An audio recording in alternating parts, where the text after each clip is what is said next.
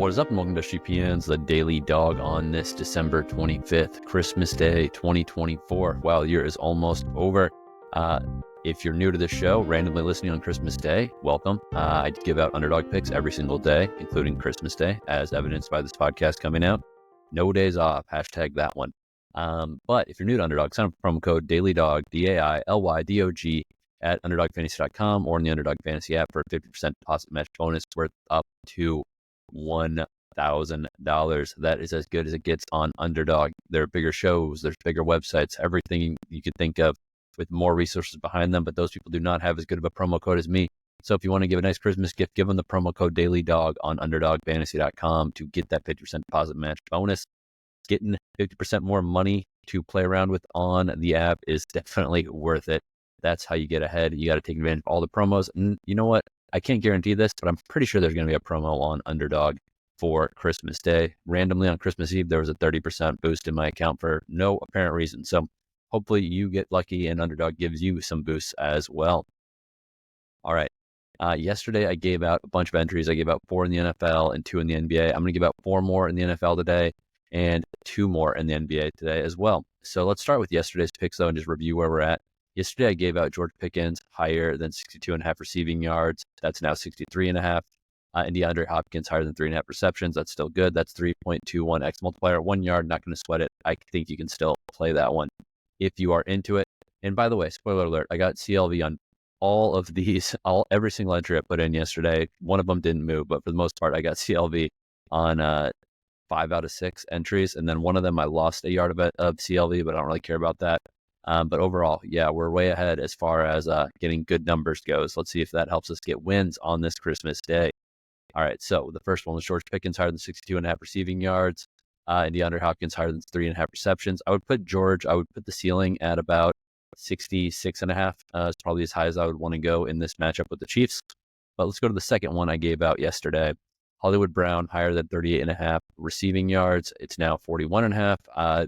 Probably good till like 44.5 if you ask me. Also gave out Calvin Austin III, longest reception higher than 15.5 reception, or longest reception higher than 15.5 yards.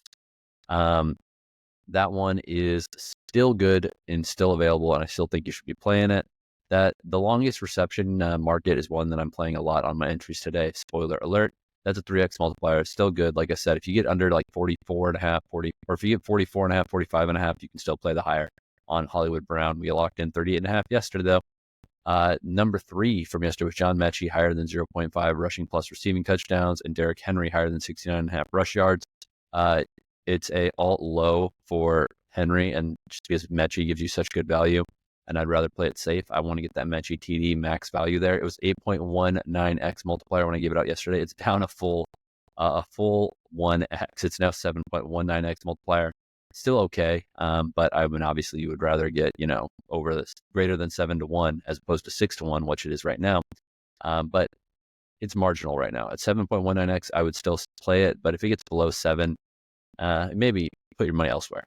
All right, the fourth one I gave out yesterday was Nico Collins higher than 92.5 receiving yards. It's now 91.5. I'm not really going to worry about it. This Ravens is the second worst pass defense from a yardage standpoint in the NFL. Yeah, I'm not going to fret it. Give me Nico Collins higher than 92.5 or now 91.5 receiving yards. And then I also gave out Zay Flowers higher than 57.5 receiving yards. Now it's 58.5. Big play guy, Lamar's favorite, big play target. I think that the matchup is pretty tough against this team. Stingley, Lassiter are great corners for the Texans. And they have a really good pass D overall, but Flowers is going to be able to play a little bit inside, slot. He moves around a lot. So I think there's still going to be opportunity for him to get to 60 yards in this.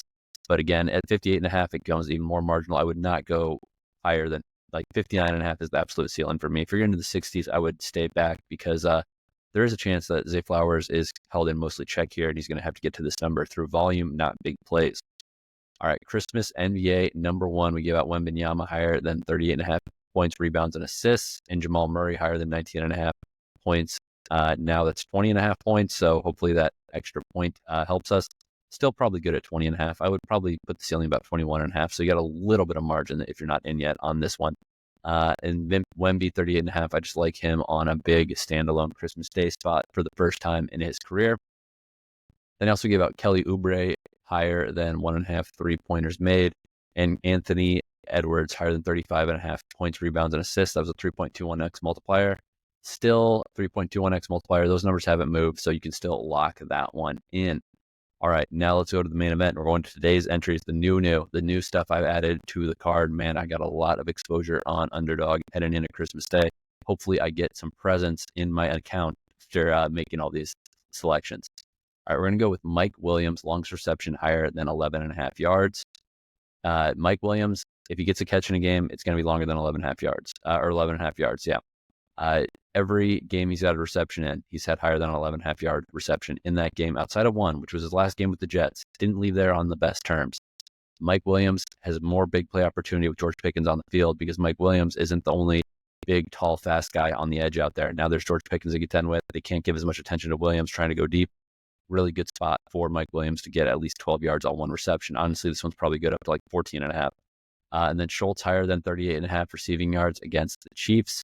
I think, against the Ravens. Really, the Ravens' pass defense is just bad overall, and the fact that Tank Dell obviously gone for the season and probably gone for some of next year. That means there's more volume available for a guy like Dalton Schultz. He's not the same role at all as Tank Dell, but he is an interior receiver. He is a guy that you can check down to. So I think there's a lot more opportunity for Dalton Schultz now that we've lost Tank Dell for the season. This is a flat 3x multiplier. Nothing too fancy there, but I would take it ASAP.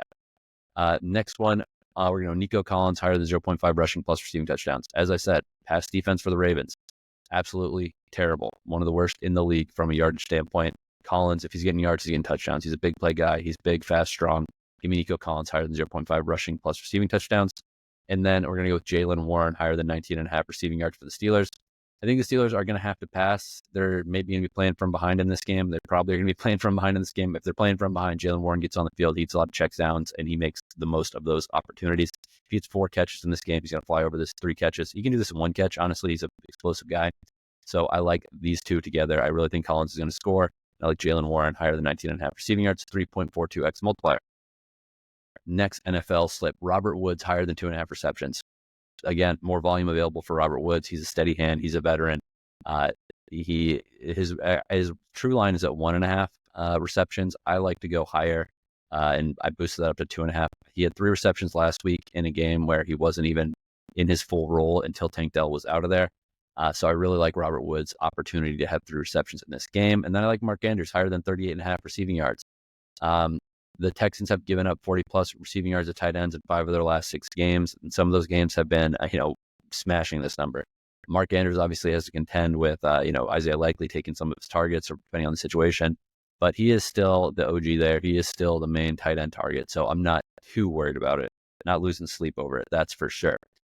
Next, Christmas NFL number 8, we're going to go with C.J. Stroud, higher than 1.5 passing touchdowns. Russell Wilson, higher than 1.5 passing touchdowns. Did I talk about how bad the Ravens' pass defense is? Yes, I have talked about it.